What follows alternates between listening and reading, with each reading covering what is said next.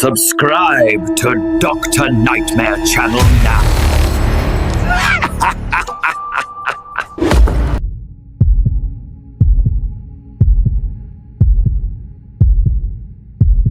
It was December 23rd, the air thick with snow and stillness, the kind of night where even sound seemed frozen in place.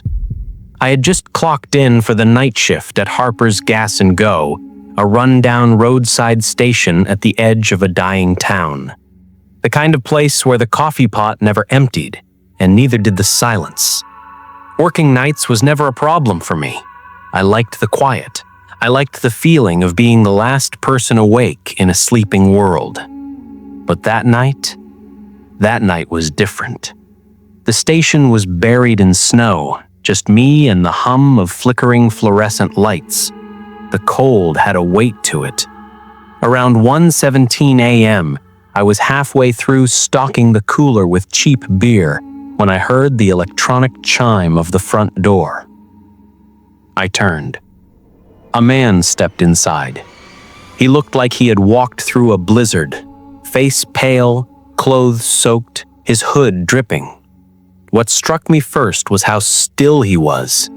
He just stood there in the doorway, as if unsure whether to step further or leave. "Cold out there, huh?" I said, trying to keep things casual. He didn't answer, just looked at me. His eyes were red-shot, sunken deep like he'd been awake for days. And in his hand, I noticed something odd. A small red box, gift-wrapped with a bow nearly falling off. He walked slowly down aisle 2, not touching anything, barely even looking, just walking. Then he stopped at the security mirror hanging in the corner of the ceiling and stared into it. Not just a glance, he stared at it like he was trying to see something behind his own reflection. I watched him from behind the counter, unsure what to do. I wasn't scared, not yet, just uneasy. He turned and walked back toward me, placing the box on the counter, without a word. You want to pay for that?" I asked. He leaned in slowly, his breath visible, his lips chapped and trembling. Then he said, "Whatever you do, don't open it." He turned and walked out into the snowstorm, disappearing without even closing the door. I stood frozen, eyes locked on the box. Something inside it rattled, metallic, deliberate, like a wind-up toy winding down. Then it stopped. I should have thrown it away or called the police, but I didn't. I was curious, stupidly curious. So I waited. I waited 5 minutes, then 10, then 20. Nothing happened. The box just sat there, looking harmless. I went to grab it, hesitating just as my fingers brushed the torn bow. That's when the lights flickered and the door chimed again. No one was there. But the snow outside had stopped. The entire world had gone still, as if time had paused. Even the road was empty, no tire tracks, no wind, just silence so loud it made my ears ring. I looked back at the counter. The box was gone. That was the beginning. Things got worse after that. I stood there, unmoving, staring at the empty countertop where the red box had been only seconds earlier. The space it left behind felt wrong, too empty, like something had been ripped from the air around it. I blinked, rubbed my eyes, even walked around the counter thinking maybe it had fallen or somehow slipped to the floor. Nothing. The store had returned to silence, but it wasn't the comfortable kind I knew from months of night shifts.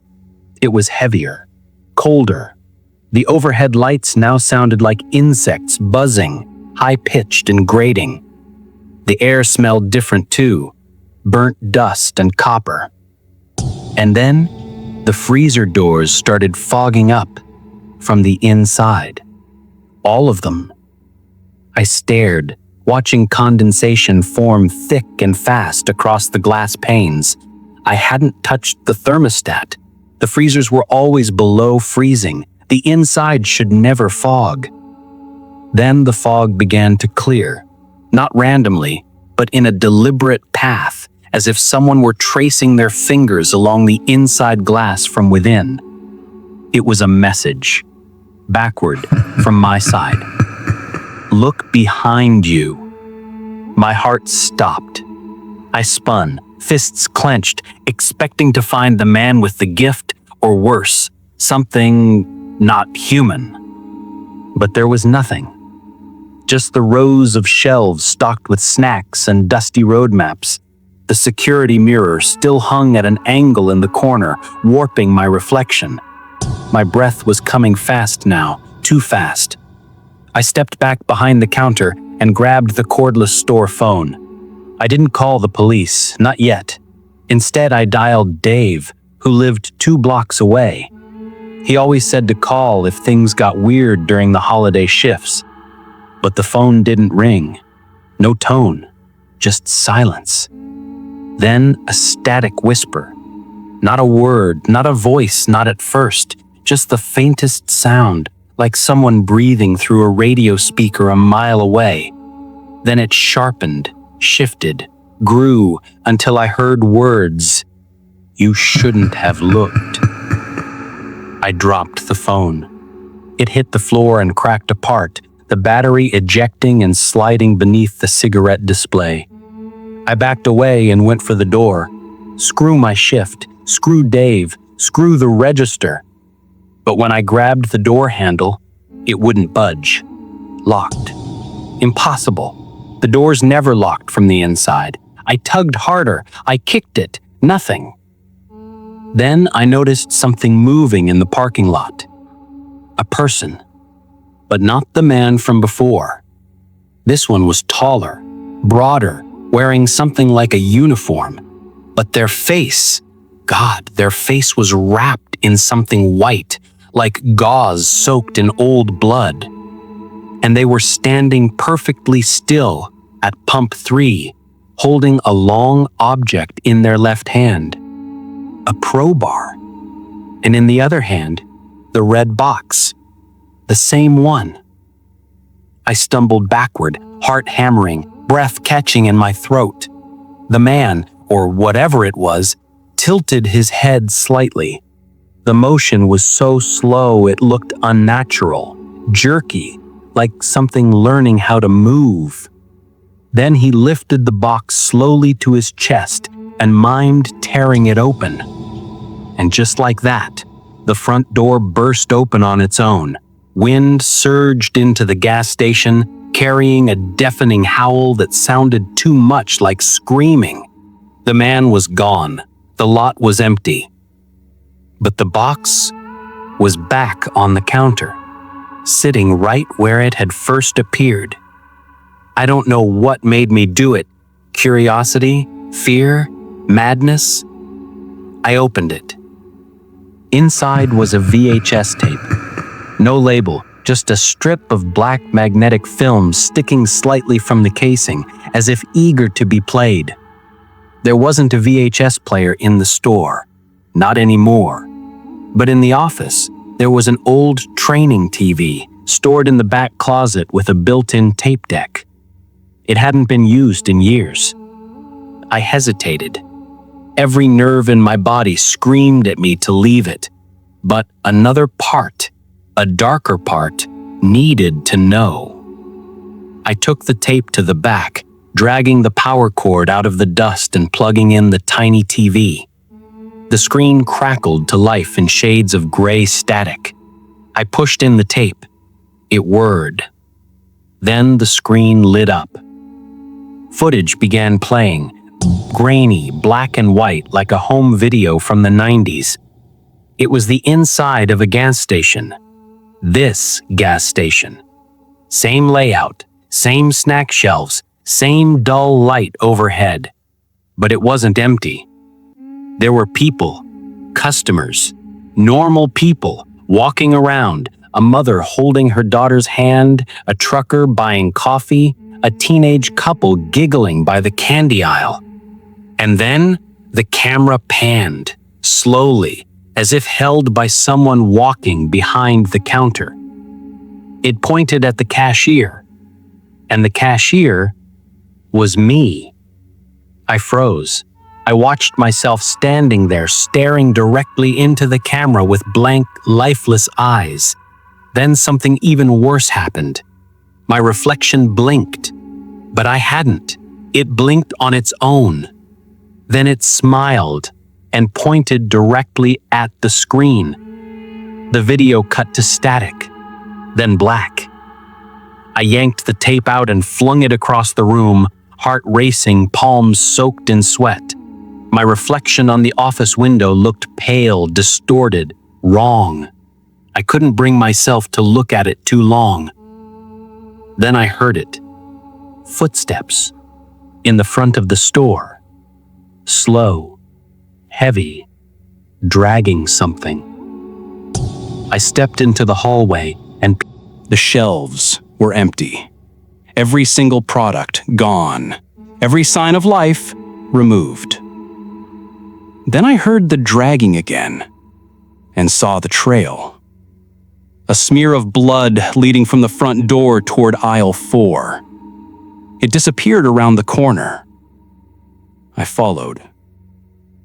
Each step felt heavier, slower, like I was being pulled into the store's rotting heart. As I reached the end of aisle 4, the lights overhead began to flicker violently, buzzing louder and louder until they burst in a rain of sparks and darkness. And from the end of the aisle, a voice whispered, "You're part of it now. You're part of it now." The words didn't come from any mouth. They weren't whispered behind me. They were inside me, like a thought that didn't belong. My breath hitched. The trail of blood that had led me to aisle 4 now glistened brighter, fresher, like it had just been laid down. I turned the corner with slow steps, careful to avoid the slick smear on the floor. But the aisle wasn't empty. There was something crouched at the far end. A shape. Human-like, but wrong. Bent at the joints in the wrong direction, its limbs too long, fingers trailing against the floor. It was shaking. No, not shaking, laughing. The sound was dry and choking, like leaves rustling in a throat. It turned its head, jerky and insect-like, and I caught a glimpse of its face under the light. It was mine. Not distorted, not demonic. Exactly my face, even the scar above my eyebrow. But its eyes were filled with rot, black pits swirling with smoke. And it smiled. I stumbled back, tripped, landed hard on my elbow. The pain grounded me, reminded me I was still real, still here. But the thing didn't move. It just stared, watched me crawl backward on the blood-slicked tiles. And then it spoke. In my voice. You opened the box. You let it in. The thing began to stand, joints cracking like snapping twigs. As it rose, I realized just how tall it really was. 7 feet? 8? Its head brushed the ceiling, and yet it was still wearing my body like a costume. It started walking. No, gliding toward me. No sound, no steps, just the lights above flickering one by one as it passed under them. I scrambled up, bolted through the stockroom doors, slammed them shut, and shoved the metal bolt into place. I backed into the corner, heart hammering against my ribs. I heard nothing for a moment. Then, tap, tap, tap. Knuckles against the steel. Then silence again. I turned and climbed up the shelving rack, desperate for something, anything to protect myself. My hand landed on an old emergency flare gun, one we hadn't used in years. I checked it. 1 round. Probably dead. But still, it was better than nothing. I sat in silence. 5 minutes? 10? The tapping didn't return. No footsteps. No laughter. Nothing. So I waited. Until something knocked. From inside the stockroom. Not from the doors I just closed. From behind the racks, the far side. I peered through the gaps in the metal and saw movement, a flicker of fabric. A bare foot stepping out from between the cases of soda. Someone had been back here the whole time. I ducked low and crept across the top of the shelves toward the ventilation hatch that led into the ceiling crawl space. I'd never gone up there, but I knew the old aluminum ductwork ran above the main room. I could get out of sight, maybe find an exit through the roof. I popped the hatch, hoisted myself inside, just as the stockroom lights blew out. Total darkness. I crawled fast. The metal was hot, and the edges sharp, but I didn't stop. My knees bled, my palms burned. Still I crawled, until I found a grate. I peeked through. Below me was the front counter. And standing there, staring straight up at me through the grate, was myself. Again. But this time, I wasn't alone. Behind the counter stood 5 others. All of them me. Each with subtle differences, some with gashes across the face, one with no eyes, another with blood leaking from its ears. They stood motionless, like mannequins waiting for someone to pull their strings. Then they moved in unison.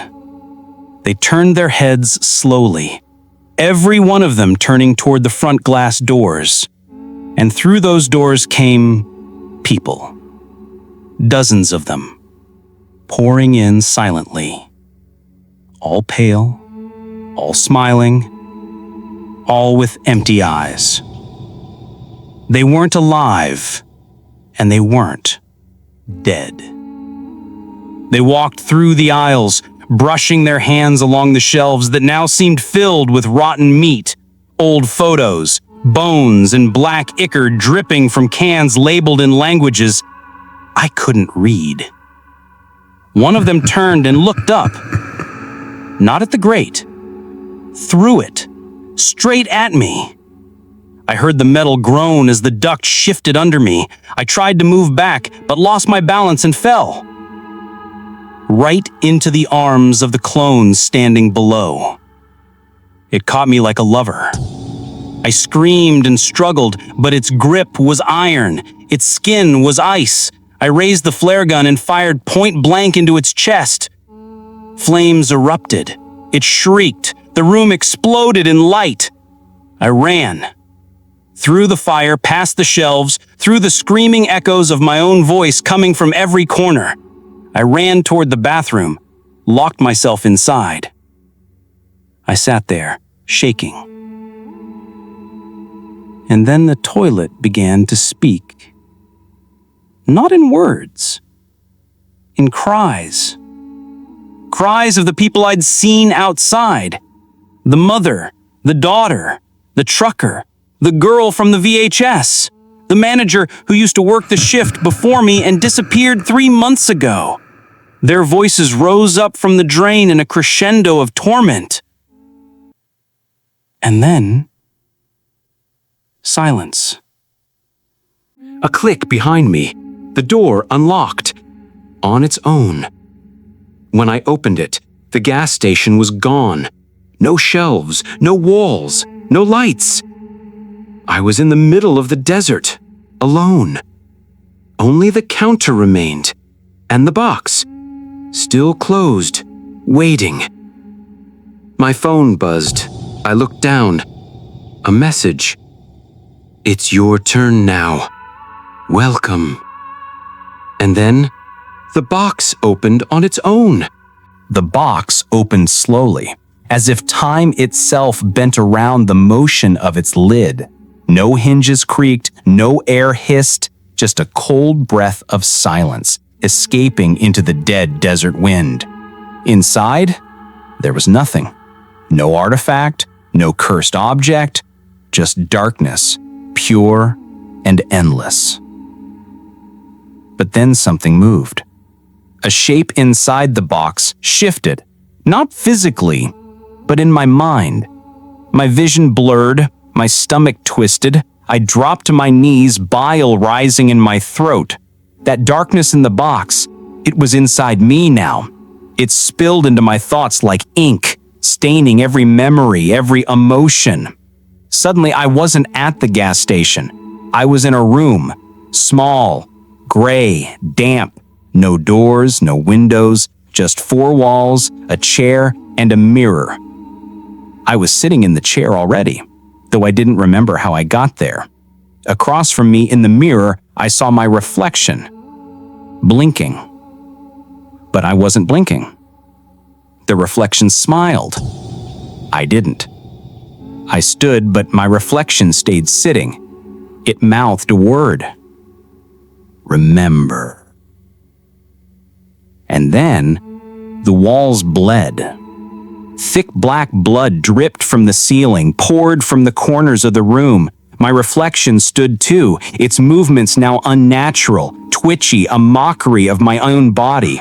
It began walking toward the mirror's edge, and then it stepped out. It wasn't me anymore. It had no eyes, no mouth, only skin where features should have been. A fleshy mask stretched tightly over bone. It wore a gas station uniform with a name tag that read, "You." I screamed and backed away as the thing approached, each footstep echoing like thunder. I turned and ran straight into the wall, but instead of impact, I passed through and landed in the aisles again. The gas station was back, but it was wrong. Shelves towered 20 feet into the sky. The ceiling was gone. The stars above spun in impossible directions, like they were being pulled by invisible strings. The air was thick, humid, breathing in sync with my own lungs. Every label on every product was in that same ancient script. I recognized one symbol because I'd seen it in my dreams as a child. My nightmares, actually. The spiral with a slit down the center. The Watcher's Eye. I walked slowly past the drink fridges, only to see myself inside each one, lifeless, floating, eyes open, watching me from beyond the glass. Each one had a different expression: terror, rage, sorrow, emptiness. And then one of them moved.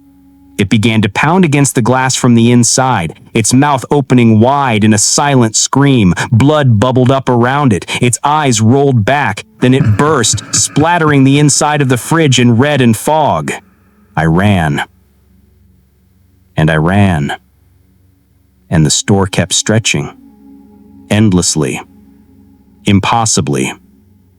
With no exits and no end. A dream, a nightmare, a liminal loop designed to break the mind. I screamed into the void until I collapsed. When I woke up, I was back behind the counter. And the bell above the door rang. A man stepped in. Not strange at first glance. Middle-aged, tan jacket, hat, thick glasses. But his mouth never closed. It just hung open, slack, like a broken jaw. He walked toward me with slow, deliberate steps. When he reached the counter, I could see his teeth, or what was left of them, jagged, blackened, filed to tiny points, and something moved in his throat. He didn't speak, just set something on the counter. It was the flare gun I had used, still smoking. I hadn't brought it with me. His throat moved. I heard a sound, wet and gurgled, and then his mouth began to move in reverse. He was rewinding. Every motion, every blank, every twitch played backwards like a video in reverse. Until he disappeared. And the flare gun was gone. I screamed again, but no sound came out. My voice had been stolen. The radio crackled to life. A voice, mechanical, distant, spoke. Station 6-9. Breach confirmed. Subject lost in recursive layer. Reset in process. Stand by. I looked around frantic. What the hell was this? A dream? An experiment? Had I died? Then the lights went out again. Total black. This time when they came back on, the gas station was filled with people. All of them. Me. Dozens. Hundreds. Some were bleeding. Some were burned. Others wore wedding dresses. One held a newborn that cried like a grown man. One dragged a shovel. One had no face at all. They all turned toward me at once, and they all said in unison, "We remember what you did." Then they rushed me. I was lifted off the ground by 100 cold hands, screaming, biting, digging their nails into my flesh, pulling, tearing, stripping away my skin, my memories, my name, until I was nothing, until I became one of them. And then I woke up. At home. In bed. Morning light through the window. No blood. No gas station. No darkness. Just my room. I sat up, panting, drenched in sweat. My phone was on the nightstand. 6:03 a.m. A dream. A nightmare. I laughed. Until I looked at my hands, covered in blood, and on my wall, written in black ash, "Clock in. Shift starts soon." I stumbled out of bed, heart pounding so loudly it echoed in my skull. My blood-soaked hands trembled uncontrollably. It wasn't paint. It wasn't a dream. I could feel the iron tang of it. Thick, sticky, real. I raced to the bathroom and scrubbed my hands until the sink turned crimson. No cuts, no wounds, but the blood was mine. The message on the wall stayed. "Clock in. Shift starts soon." That's when I noticed my work shirt, perfectly folded on the end of my bed. Clean, pressed, but the name tag had changed. No longer did it read my name, just one word, burned into plastic. Host. I wanted to run. I wanted to leave town, burn the gas station to the ground, disappear into the woods. But when I opened my front door, the world outside wasn't the one I knew. The sky was wrong. A swirling red eclipse hung where the sun should have been. The clouds twisted unnaturally, like coiled fingers gripping the horizon, and in the distance, I saw the gas station. Right across the street. It hadn't been there the night before. I stepped back. It moved closer. I blinked. It was at my doorstep. I turned to run, but I was already inside, behind the counter. Lights buzzing overhead, music playing through static. Life is but a dream. No door. No exit. Just me. And the aisles. But now, something was different. Each shelf was filled with objects from my past.